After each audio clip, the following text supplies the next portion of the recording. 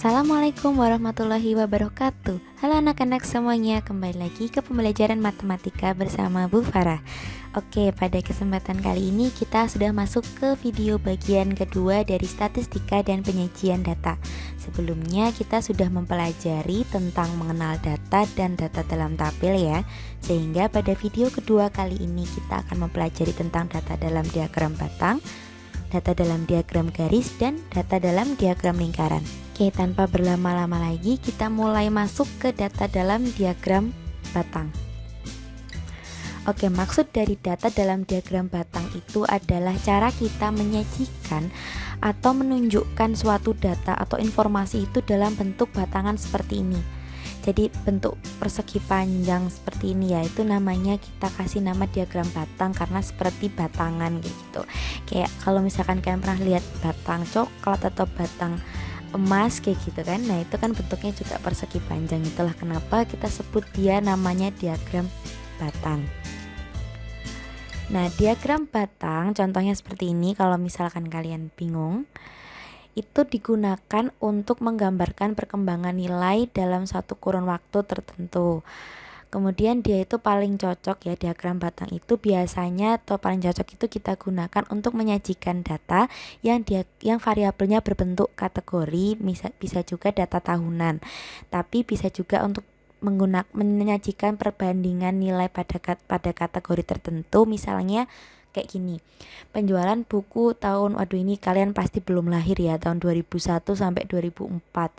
Nah, pada tahun 2001 sampai 2004 kira-kira itu tahun 2001 itu 60 buku terjual, kemudian pada tahun 2002 70 buku terjual. Nah, seperti itu nanti, jadi kita bisa tahu perbedaan nilainya. Pada tahun 2001 hanya terjual 60, pada tahun 2002 dia naik terjual 70 kayak gitu.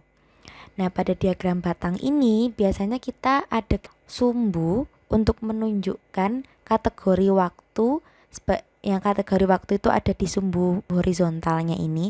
Horizontal itu yang garis mendatar ke samping kanan kiri ya.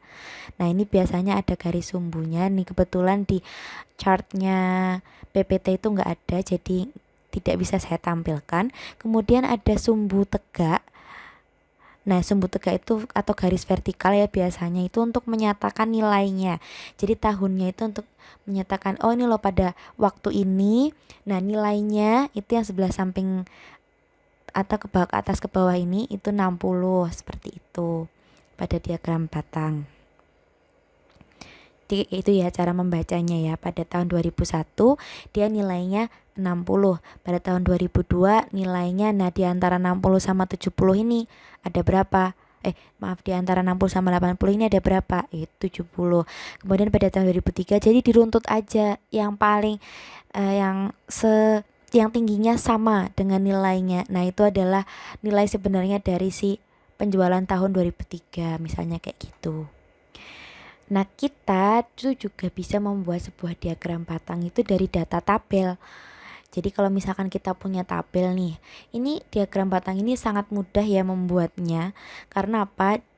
Kalian cuma perlu menuliskan angka-angka atau nilai-nilainya di sebelah samping yang dari atas ke bawah. Itu berarti dari angka yang paling kecil ke angka yang paling besar. Jadi semakin ke atas nanti semakin besar angkanya. Kemudian yang menyamping atau hanya untuk menunjukkan si kategorinya. Misalnya di sini ada data makanan favorit siswa kelas 7.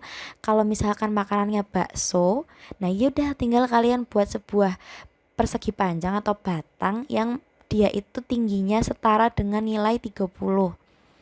Jadi untuk perhatikan ya, untuk diagram batang itu kalian harus membuat angkanya mulai dari 0 atau mulai dari yang paling kecil naik ke semakin besar.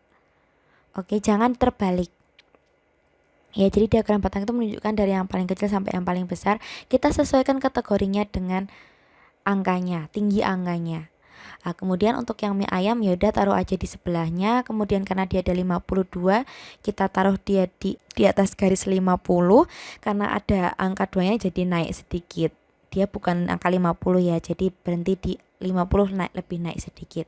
Kemudian untuk siswa-siswa yang menyukai soto itu ada 47, berarti dia ada di atas 40 tapi di bawahnya 50, cuman agak mepet 50, nah seperti itu caranya. Oke, jadi kalian sebenarnya itu tidak perlu menuliskan satu-satu kayak ini 0, 1, 2, 3, 4 sampai 10 terus 11, 12 itu nggak perlu. Kalian bisa menuliskannya seperti ini. Cuma nanti untuk ukuran 52, 47, 28 itu posisikan sekira-kira semasuk akal mungkin ya. Jadi kalau misalkan dia 52 berarti batangnya mepet ke angka garis 50 seperti itu. Itu untuk diagram batang, kita mempelajarinya seperti itu. Kemudian kita juga bisa menyajikan data dalam bentuk diagram garis. Nah, diagram garis ini bentuknya ya seperti garis ya. Kalian bisa lihat sendiri, bisa melihat perbedaannya dengan diagram batang. Sama-sama punya garis sumbu vertikal dan horizontal. Bedanya dia hanya butuh garis seperti ini untuk menentukan berapa nilai datanya. Nah, diagram garis seperti yang kalian lihat ini, contohnya seperti ini. Nah, itu untuk menggambarkan, atau diagram garis itu biasanya kita gunakan untuk menunjukkan perkembangan nilai yang bersifat terus-menerus. Kalau tadi kan kita menunjuk bisa dalam kurun waktu, bisa kita tuliskan dia kategori, misalnya dari bakso ada yang suka mie ayam, bisa juga kita tulis dari tahun 2001 ke tahun 2002 seperti itu. Nah, kalau diagram garis kita hanya menunjukkan waktu yang berkesinambungan gitu lah. Jadi misalnya hanya dari tahun ini ke tahun ini, atau dari bab 1 ke bab 2, dari bulan Januari ke Februari ke Maret seperti itu. Jadi datanya tuh berangsur-angsur terus menerus dan berkelanjutan. Oke, jadi ada kelanjutannya, kayak misalkan kalau kalian nonton drama Korea, oke, nah itu ada kelanjutan episodenya. Ini juga diagram garis itu menunjukkan kelanjutan data-data, kelanjutan atau punya jarak waktu. Ya, datanya itu punya jarak waktu. Jadi kalau misalkan kita menggunakan diagram garis itu sebenarnya kita tidak bisa meletakkannya pada sembarang data. Karena diagram garis itu lebih enak kita gunakan untuk menunjukkan itu tadi, data yang memiliki range waktu atau dia berkelanjutan datanya. Jadi kalau misalkan kita lihat diagram garis sama seperti yang tadi, dia punya dua sumbu, yaitu sumbu vertikal yang naik ke atas ini dan juga sumbu horizontal yang menyamping. Dan sumbu vertikal itu kita gunakan sebagai nilainya, lalu sumbu yang horizontal itu kita gunakan sebagai kategori kontinunya. Contohnya seperti yang ada di gambar ini, yang ada di samping ini ya.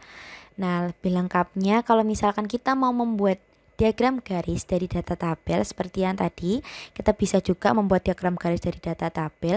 Kita harus menentukan terlebih dahulu data maksimum dan data minimum dari tabel tersebut. Misalnya kayak gini, datanya adalah data penjualan buku tulis di koperasi sekolah pada bulan Januari sampai Juli. Nah ya, perhatikan ya, ini ada periode bulan Januari sampai Juli. Nah, pada bulan Januari misalnya terjual 70 buku, pada Februari 80, pada Maret 50, dan pada April 100 buku. Kita harus menentukan bahwa titik maksimum atau nilai yang paling banyak itu pada bulan April, dan nilai yang paling sedikit adalah pada bulan Maret, yaitu sebagai titik minimumnya. Nah, ini kita gunakan, biasanya kita bisa menggunakan ini sebagai acuan dari posisi nilai datanya. Jadi kita bisa menentukan ini, range-nya ini boleh kita ambil dari titik 50 ke titik 100.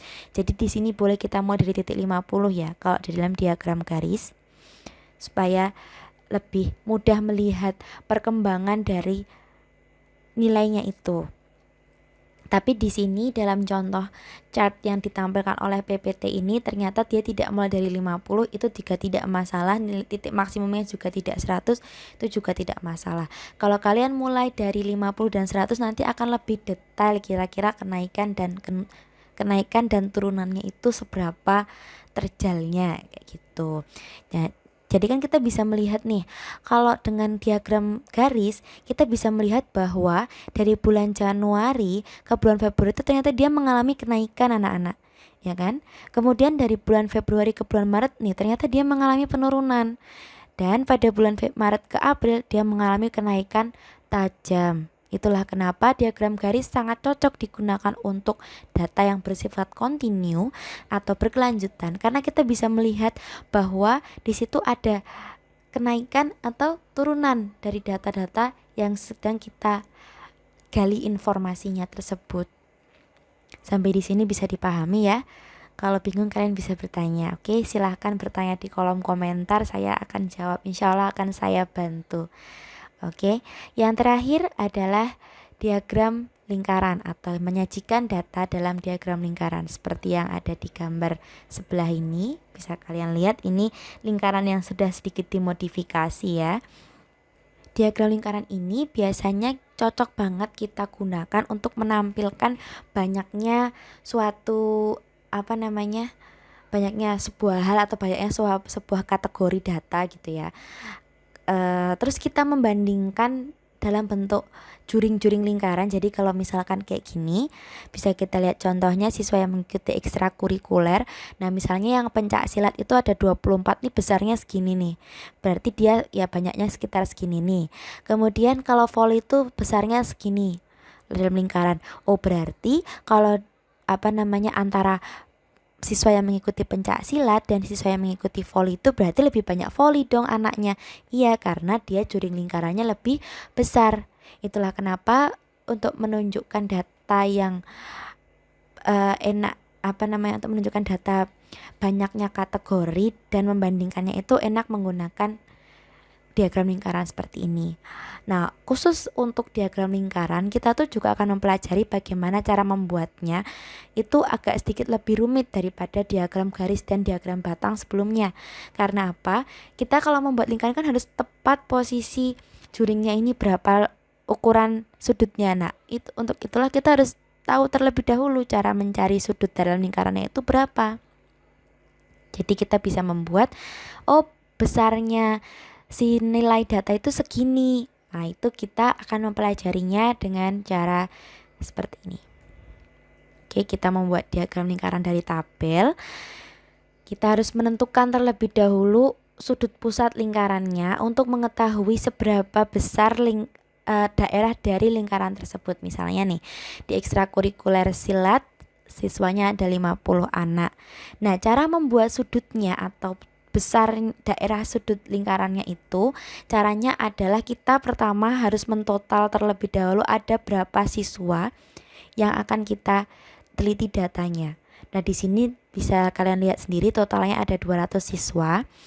Kemudian untuk mencari sudut pusat dari lingkaran diagram lingkarannya itu caranya adalah jumlah siswanya yang silat per total siswa keseluruhan dikali 360 derajat, maka akan muncul bahwa lingkarannya itu menunjukkan 90 derajat. Berarti ekstrakurikuler silat itu besarnya adalah 90 derajat dari keseluruhan lingkaran. Oke, jadi contohnya nanti kalau misalkan kalian sudah cari semua sudutnya, itu kalian akan menemukan bentuk seperti ini. Nah jadi kalau 90 derajat kan siku-siku ya. Nah ini jadi kalian bisa membuatnya jadi siku-siku seperti ini. Ini nanti untuk membentuk sudut pusat, untuk membentuk diagram lingkaran kalian bisa menggunakan busur. Terkadang dalam diagram lingkaran itu kita menampilkan hanya persentasenya saja daripada nilai aslinya ya. Ini hanya untuk mempermudah kalian membacanya juga. Pada latihan atau pembahasan soal nanti akan saya bahas bagaimana cara membaca soal dengan persentase atau membuat data itu berubah menjadi persentase. Itu ya bisa kalian lihat dari sini juga, tapi akan saya bahas dalam pembahasan soal berikutnya. Jadi kalian silahkan tonton video berikutnya tentang pembahasan soal, oke? Baik, sampai di situ dulu pembahasan saya tentang statistika dan penyajian data. Semoga ini membantu kalian dalam belajar. Untuk kelas 7 kita belum akan mempelajari tentang apa itu rata-rata, median, modus seperti yang sudah pernah kalian pelajari di kelas 6 dulu. Kita akan pelajari terlebih dahulu cara membaca data dan cara menyajikannya dalam statistika, oke? Semoga kalian selalu sehat dan selalu dalam lindungannya. Semoga video ini membantu kalian dalam belajar. Saya sangat berharap ya kalian tuh terbantu sekali belajarnya dengan menonton video saya.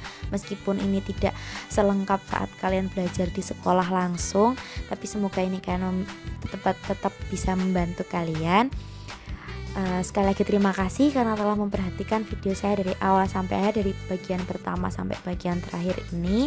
Jangan lupa tonton pembahasan soalnya ya. Sebelum kita mengakhiri pembelajaran pada bab kali ini, marilah kita berdoa dengan bacaan hamdalah bersama-sama. Alhamdulillahirabbil alamin. Sekali lagi terima kasih. Assalamualaikum warahmatullahi wabarakatuh.